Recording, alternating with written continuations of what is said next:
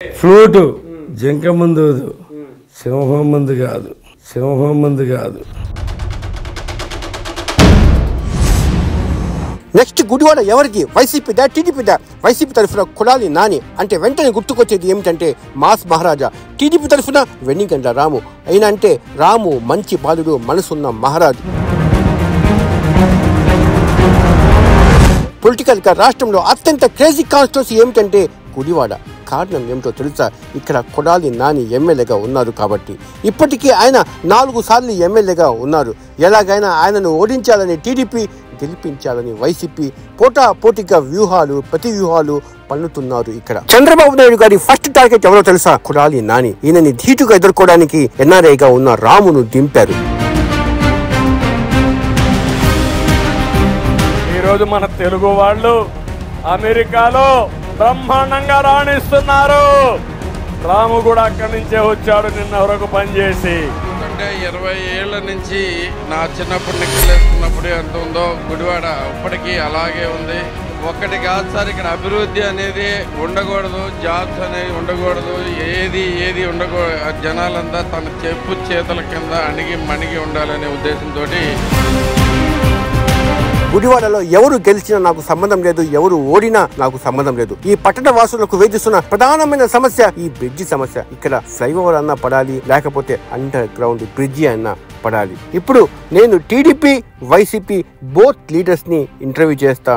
వాళ్ళ బలమేంటో, బలహీనత ఏమిటో ప్రశ్నిద్దాం.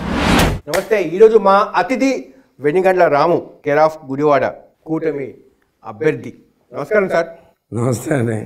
ఫస్ట్ ప్రశ్న రామ్ గారు, ఎన్నికల తర్వాత మీరు యూఎస్ఏ చెక్కేస్తారని ప్రచారం జరుగుతూ ఉంది, నిజమా కాదా? ఎలక్షన్ రోజు రిజల్ట్స్ రాగానే 5 గంటలకల్లా గన్నవరం వెళ్ళిపోయి గన్నవరంలో ఫ్లైట్ ఎక్కేసి అమెరికా వెళ్ళిపోతారు అట్నుంచి అని చెప్పాడు ఫస్ట్లో. అప్పుడు ఓడిపోతాను. ఇప్పుడేం చెబుతున్నా అంటే గెలిచి వెళ్ళిపోతాడని చెబుతున్నాడు. అంటే కాన్ఫిడెన్స్ తగ్గింది అంతే కదా. తనే గెలుస్తానని ఒప్పుకున్నాడు, మిగతాన్ని పక్కన చూద్దాం. గెలిచిన తర్వాత వెళ్ళిపోవడానికి నేను అనిపించానండి.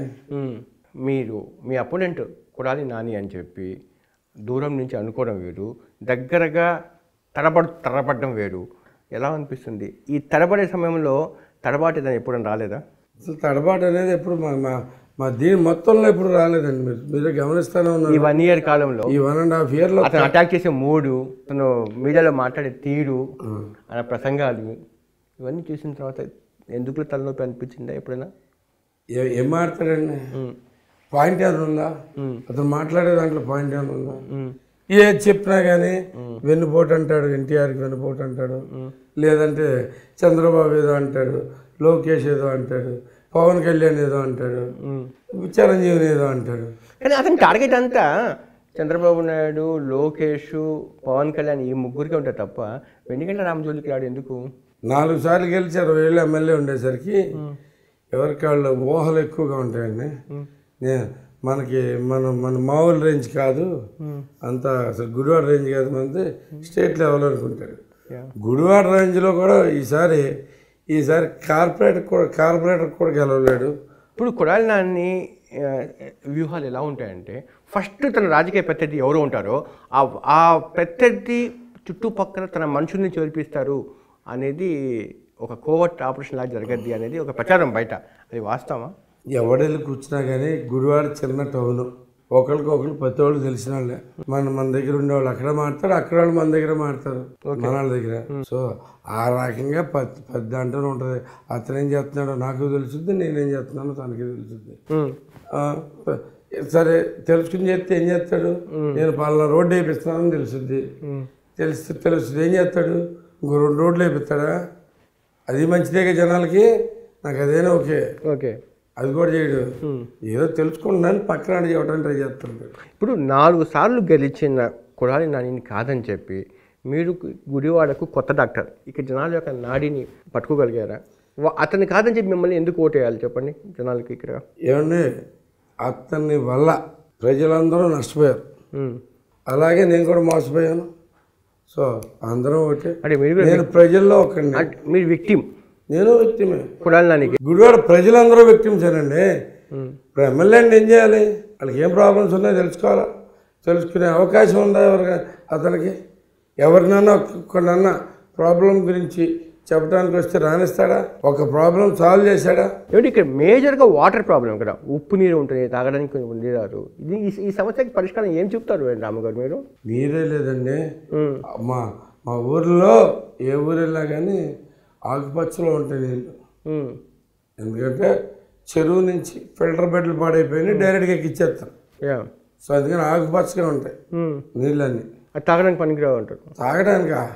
కాళ్ళు కడుక్కునేది కూడా వాసన వస్తూ ఉంటుంది, నీ వాసన వస్తూ ఉంటుంది. అందుకే చెప్పా ఎమ్మెల్యేని, ఎవరిని వస్తే మీ ఊరు తిరిగేటప్పుడు ఒకసారి మీరు ఏం తిట్టకండి, అరవకండి, ఆయన మీద గొడవ పెట్టుకోకండి, సింపుల్గా లోనకి పిలిచి కాళ్ళు కడుక్కురమ్మని చెప్పి ఆ నీళ్ళు ఇవ్వండి చాలు, పారిపోతాడని చెప్పా. ఏమిటి ఇక్కడ కబ్జాలకు సంబంధించి ఈనాడు ఆంధ్రజ్యోతులు ఏదో ఒక వార్తలు రాస్తూ ఉంటారు, అది పొలిటికల్ కట్ చేస్తూ రాస్తారా, అది వాస్తవం దానికి తగ్గట్టుగా ఉన్నాయి? వాస్తవం జరిగినాయండి, మీకు కావాలంటే వస్తే చూడండి. చాలా మంది బాధితులు ఉన్నారు. కొడాలని బాధితులకి సంఘం పెట్టుకుంటే అతి పెద్ద సంఘం అవుతుంది ఇప్పుడు ఉన్న సంఘాలన్నింటిలోకి. రేపు రాగానే నేను కూడా ఒకటి ప్రామిస్ చేశాను, కొన్ని ప్లాట్లు వేసిన భూములకి కంచి కట్టేసి వాళ్ళ అంచెలతోటి ప్యాకెట్లో జూదాలు పెట్టిస్తాడు, మొత్తం కంచి కట్టేసి మొట్టమొదటి రోజే అది పీకిస్తానని చెప్పి వాళ్ళందరికీ వాగ్దానం చేశారు. కానీ ఏంటంటే రోడ్లు, గుడివాడ రోడ్లు అధ్వానంగా ఉన్నాయి, నడుస్తూ వస్తూ ఉన్న బండ్లు ఇంకా ఖరాబ్ అయిపోతాయి ఈ రోడ్ల మీద వెళ్తుండే అనిపిస్తుంది. మీరేంటి అట్ట అంటారు? మామూలు అడగని చెబుతాడు, కిలోమీటర్ వెళ్తే ఒక రోడ్డు ఒక గుంట వచ్చింది, కార్లో వెళ్ళేవాడు నిద్రపోయేవాడు లేచి గగ్గోలు పెడతాడంట. మామూలుగా రోడ్లు చాలా శుభ్రంగా ఉన్నాయని చెబుతాడు మా అమ్మాయి. మీరు వచ్చి ఇట్లా బాగాలేదంటే మా అమ్మాయిలు ఒప్పుకోరు. కానీ మీ ఎమ్మెల్యే ఇంకో మాట కూడా అంటాడు, ఇంకా డెవలప్మెంట్ పరుగులు తీయించాను గుడివాడకి అంటాడు ఆయన. మా ఆవిడ కామెడీ ఆర్టిస్ట్ అండి, జనాలకి నవ్వేది తెప్పించొద్దు, దాని మీద అటెన్షన్ అంతా ఉండదు. సింపుల్గా బ్రహ్మానందం టైప్లో కమెడియన్, నువ్వురా దమ్ముంటేరా కాసుకున్నారా, చంద్రబాబు రా ఇక్కడ పోటీ చేయి, లోకేషన్ రమ్మని ఇక్కడ పోటీ చేయమని నేనే గెలుస్తా, ఇట్లాంటివన్నీ బ్రహ్మానందం చెబితే ఎలా ఉంటుందో అలాంటి కలర్లో ఉంటాయి డైలాగులు. మీకు అనిపించవచ్చు అడుగా నవ్వురాదు. అలాగే ఊళ్ళో ఈ జనాలందరినీ నవ్విస్తానికి ఏదో మాట చెబుతుంటాడు, మంచి కామెడీ ఆర్టిస్ట్.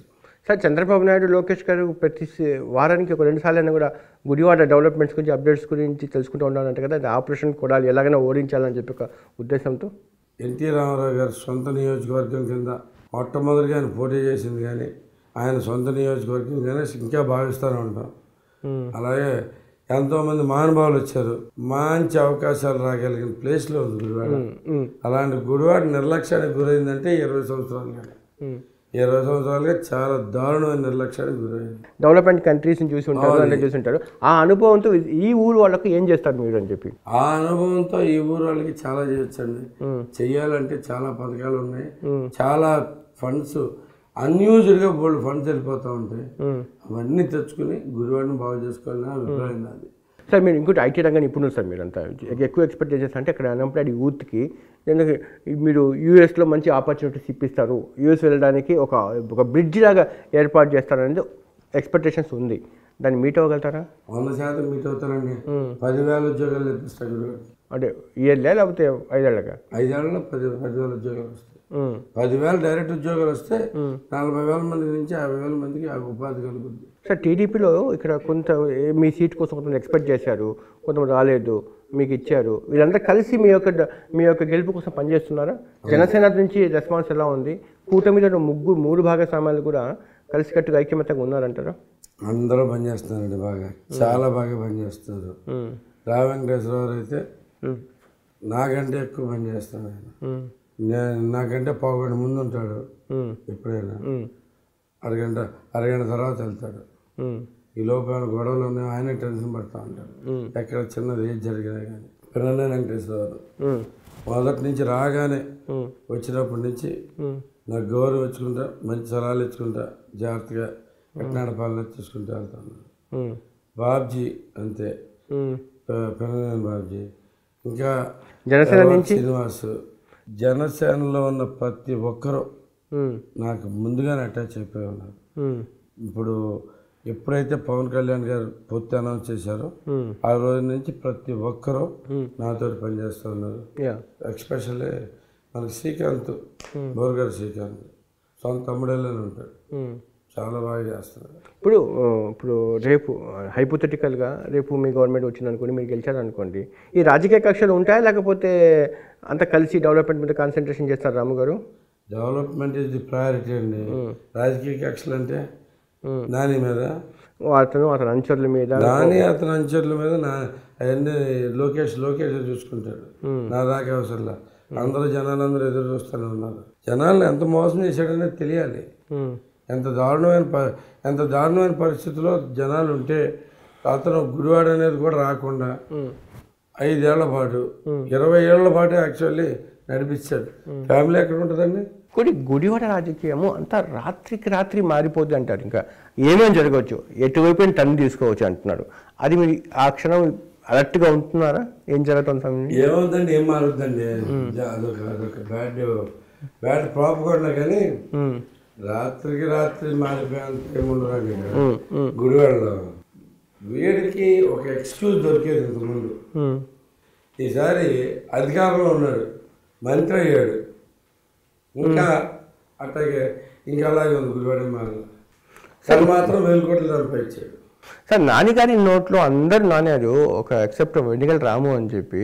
అంటే ఏం లేక మీరు నాన్నలేదా, లేకపోతే ఇంకా ఆయన ఆ స్క్రిప్ట్ రెడీ చేస్తూ ఉన్నారు? ఇంకా ఏం మాట్లాడారండి, ఎవరు మాట్లాడితే నా గురించి అని మాట్లాడితే నెగిటివ్ అవుతుంది అందుకే. ఎందుకంటే ఆల్రెడీ చేస్తున్నా, జనాలకి చేస్తున్నా, ఎదురుకుండా కనపడుతుంది. వాడేం చేయకుండా వచ్చి నా గురించి మాట్లాడితే ఏముంది?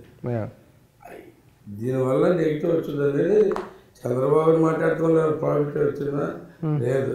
కానీ ఓన్లీ జగన్ మెప్పు కోసం, జగన్మోహన్ రెడ్డి మెప్పు కోసం మాట్లాడతారు. ఆయన సామాజిక వర్గం, మీ సామాజిక వర్గం ఒకటే కదా, ఎటువైపు ఉంటుంది? మీరు చెప్పండి. మీరు చెప్పాలి ఎలా ఉంటుందని చెప్పి. మీరు చెప్పండి. అంటే ఇక్కడ అంటే 4 సార్లు ఇక్కడ గెలిచారు కాబట్టి. గెలిచాడంటే ఇంతకుముందు గెలిచిన పరిస్థితులు వేరు, ఇప్పుడు పరిస్థితి వేరు. ఈసారి వాడు ఏం చేయడం నిజంగా దుర్మార్గం. ఇప్పుడు 2 రోజులు మీతో చాలా బాగుంటానండి, నేను చాలా బాగుంటాను. రేపొద్దున మిమ్మల్ని వదిలేసి పక్కన ఇంకో వ్యక్తి దగ్గరికి వెళ్తాను. ఆ వ్యక్తి దగ్గరికి వెళ్ళి అతనితో చాలా బాగుంటాను. ఆ తర్వాత ఇంకో వ్యక్తి దగ్గరికి వెళ్తాను, అతనితో చాలా బాగుంది అవసరం ఉన్నంత వరకు. ఆయన దగ్గర డబ్బులు ఎవరి దగ్గర ఉన్నా వాళ్ళ దగ్గర నుంచి ఇలా పోతే ఎవరు మిగులుతారు? ఓకే, ఇప్పుడు పరిస్థితి అందరి అందరూ అయిపోయారు. ఎంత ఎక్స్పెక్ట్ చేస్తున్నారు సార్ మెజారిటీ? 50,000 దాకా వస్తుంది. అత్యాశయమో కుడాలి దాని మీద కదా పోటీ చేసేది. అయినా మాట్లాడదాం. 50,000 అనుకో లోయెస్ట్ ఎస్టిమేషన్ అని చెప్పారు. ఎందుకు వాళ్ళండి, అతనికి ఎందుకు వేస్తారు చెప్పండి కోర్టు. నా ప్రశ్న ఏంటంటే ఫార్మర్స్ కోసం ఏం చేస్తున్నారు? రేపు ఎలక్షన్ అయ్యి రిజల్ట్స్ వచ్చిన మర్నాడే మొదలెడతా. ఏమైంది కాలువ పూడికలు, ఏమైంది పూడిక తీతలో ఏమైంది, ఎంతవరకు వచ్చింది, ఎక్కడెక్కడ తీయాలి, ఎంత కావాలి తీసుకోవడం, కాలువ పూడికలు టైంకి తీపిస్తా. అదే కాకుండా గిట్టుబాటు దొరికేటట్టుగా నేను పోరాడతాను. ఒక క్వశ్చన్ చెప్తాను, ఈ విషయం మీరు ఉన్నారు. ఇతను మంత్రిగా ఉన్నప్పుడు 8 లక్షల టన్నులు ధాన్యం కొనుగోలుకి అవకాశం వచ్చేది తనకి. దాంట్లో ఎవరైనా ఏం చేస్తారు, గుడివాడలో మొత్తం డిస్ట్రిబ్యూట్ చేశారనుకున్నా కానీ గుడివాడలో 1 లక్ష టన్నులు 2 లక్షల టన్నులు అంత చూస్తారు మ్యాక్సిమం గుడివాడ కొనాడు. అందుకనా అతను ఏం చేశాడు తెలుసా, 4 లక్షల టన్నులు తూర్పుగోదావరిలో కొన్నాడు, 3.5 లక్షల టన్నులు వెస్ట్ గోదావరిలో కొన్నాడు, 50,000 టన్నులు కృష్ణాలు గుంటూరు గారు. ఎందుకంటారు చెప్పండి, ఇటువంటి మీరు చెప్పండి. ఇక్కడైతే గుడివాడలో అయితే లంచాలు తీసుకొని తెలిసిపోతుంది, అక్కడైతే తెలియదు. సో ఈ 1 లక్ష టన్నుల మీద, ఈ 8 లక్షల టన్నుల మీద అంత సంపాదించుంటే మీరు ఒకసారి. సరే, మీరు కూడా ఇప్పుడు చిన్న విమర్శలు ఇటువంటివి చేస్తూ ఉన్నారు నాన్నగారి మీద, ఓకే. కానీ యాక్చువల్గా మన గుడివాడ ఎలక్షన్ ఎలా ఉంటుందంటే హాట్గా జరుగుతుందని చెప్పి ఊహించుకున్నారు. ఎందుకంటే నాని ఉన్నారు, నాని ఈసారి రెట్టింపు ఉత్సాహంతోనే ప్రత్యర్థి దాడి చేస్తారు. ఇంకా రాము గారు వచ్చారు, రాము గారు తప్పదు ఇంకా దాడి చేయాల్సిన అని చెప్పి. కానీ మీరు ఇద్దరు తెలివైన వాళ్ళు, మీరు ఆయన మీద విమర్శలు చేస్తారు కానీ ధ్వంసం చేసేలాగా విమర్శలు చేయట్లేదు వ్యక్తిగతంగా. ఇప్పుడు ఓకే బాగానే పనిచేస్తున్నారు రాము గారు మీరు, కానీ కొంచెం నాని మీద కొంచెం గట్టి విమర్శలు చేయండి, ఇక్కడ ఏం చెప్పలేదా?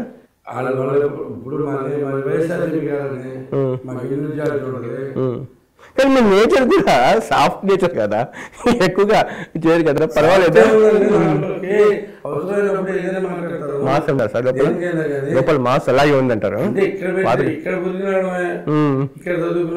ఇక్కడ వాటర్ తాగిన వాళ్ళే, కొడాలి స్కూలే మనం కూడా. కానీ ఆ పదాలు వాళ్ళు అంతే. అవసరానికి దీన్ని బట్టి వాడుకోవాలి కదా, అదే దరిద్రం. పరువు తీసేట్టు మాట్లాడితే పరువే అక్కడ పోయింది. వాళ్ళ రోజు తమిళనాడులో కొడతారు, రజనీకాంత్ తిట్టాడు భయంకరంగా, మీకు గుర్తుందా? తమిళనాడులో కొడతారు గుడివాడ చెప్తే. అలాంటిది పోగొట్టాలి. గుడివాడ అంటే వేరు, గుడివాడ అంటే ఒక ప్రొఫెషనలిజం ఉంటుంది, గుడివాడ అంటే అంత నీట్ గా ఉంటుంది కూడా చూస్తుంది. నెక్స్ట్ టైం 5 ఏళ్ళ తర్వాత చూడండి గుడివాడలో మీకు రోడ్లు అంత నీట్గా ఉంటాయి చూడండి. మీకు మురికాలంలో అనేది క్లోజ్ గా లేకుండా ఎన్ని రోజుల తర్వాత ఎలక్షన్ ఎంత 2 రోజుల తర్వాత ఈ సీన్ చూడొచ్చు. ఈ నాకు పట్టినంత టైం పడుతుంది, 5 ఏళ్ళు పడుతుంది నాకు తెలిసి. మొత్తం క్లీనప్ అవుతుంది. డెల్టా ఏదే కదా ఇది, ప్రతి 2 years ఒకసారి ఈ రోడ్డు ఖచ్చితంగా మీరు ఏదో చేయాల్సిందే కదా, ఎందుకంటే పొరాల్లోనే నీళ్ళు ఉంటాయి కదా, వాటర్ ఉంటుంది కదా. టౌన్ రోడ్లు బాగానే ఉంటాయి. మీరు ఎప్పుడు దాని గురించి వరి అవసరం, మనకి సరైన డ్రైనేజ్ సిస్టమ్ పెట్టుకుంటే అన్నీ బాగానే ఉంటాయి. మా బాలయ్య బాబు డైలాగ్ చెప్తారు, లోటు జింక ముందు సింహం ముందు కాదు. ఇప్పుడు సింహం ఎవరు? వెనిగల రాము గారా? ఏమండి నిజంగా వదిలేసారు. ఇది విన్న తర్వాత కొడాలి మీ ఇంటి ముందుకు వచ్చేస్తారు రేపు ఫ్లూట్ ఇవ్వడానికి ఏమో అనిపిస్తుంది. మళ్ళీ ల్యాండ్ ఆర్డర్ ప్రాబ్లం వస్తుందేమో అండి బాబు. అక్కడ దాకా అడ్డించి అటే పంపించేస్తారు, ఈ లోపల ఏం పర్లేదు, కంగారు లేదు. పోలీసులా జనాలు రెడీగా ఉన్నారని తోలి పంపించేస్తానికి. నాకు పోలీసు రక్షణ అవసరంలా, ప్రజలే రక్షణగా ఉన్నారు. మొన్న చూశారు, మాకు నన్ను కూడా డాన్స్ చేయించారు పైన. అవునా? మన ఏ సాంగ్కి? Balakrishna song sir? అన్ని సాంగ్స్ బాలకృష్ణనే కాదు, అంబేద్కర్ సాంగ్ కూడా డాన్స్ చేయించారు. ఓకే. కానీ మీరు ఈ కళా హృదయం కూడా ఎప్పటి నుంచి ఉంది రాము గారు? మళ్ళీ ఎలక్షన్ వచ్చిన తర్వాత అంతకు ముందు నుంచి ఉందా? కళా హృదయం మొదటి నుంచి ఉందండి. గుడాడాలకు సహజంగా ఉంటుంది, మాకు ఉందంటారా? మా బ్లడ్లోనే ఉంది. ఓకే. ఏ సినిమాలు చూసేవాళ్ళు ఎక్కువగా? సహజం చిన్నప్పుడే ఎన్టీఆర్, పెరిగిన తర్వాత బాలకృష్ణ, ఇంకా ఇప్పుడు శాంతం పెరిగిన తర్వాత జూనియర్ ఎన్టీఆర్. అవును, పవన్ కళ్యాణ్ గారిని కలిసిన తర్వాత ఫస్ట్ టైం కలిసారా? 1.5 hour కూర్చున్నాం. ఎలాగని మాట్లాడేటప్పుడు చెప్పారా నేను మీ ఫ్యాన్ అని చెప్పి? సార్ మీరంటే బాగా ఇష్టం, పర్సనాలిటీకి నాకు బాగా ఇష్టం అని చెప్పారు. పవన్ కళ్యాణ్ గారు వస్తున్నారు ఇక్కడికి? పవన్ కళ్యాణ్ గారు మాకు 5వ తారీఖున ప్రామిస్ చేశారు. ఆయన వస్తే ఇంక ఊపు అసలు ఒక రేంజ్కి వెళ్ళిపోవాలి. అంతేనా? అభ్యాసం. థ్యాంక్ యూ, ధన్యవాదాలు. నమస్తే, నేను మీ జాఫర్. మీకు నేను మా టీం చేసే వర్క్ నచ్చితే మీరు సబ్స్క్రైబ్ చేయడం మర్చిపోవద్దు. సబ్స్క్రైబ్ చేయడంతో పాటు పక్కన ఉండే బెల్ ఐకాన్ కూడా ప్రెస్ చేయండి. 85% వాళ్ళు జస్ట్ ఛానల్ మీదకి వచ్చి కంటెంట్ చూసి వెళ్ళిపోతున్నారు తప్ప సబ్స్క్రైబ్ చేయట్లేదు. దీనివల్ల ఏంటంటే మేము తయారు చేసే కంటెంట్ మీ దాకా రావట్లేదు. మా రిక్వెస్ట్ ఏంటంటే ప్లీజ్ సబ్స్క్రైబ్. ఇట్లు మీ జాఫర్.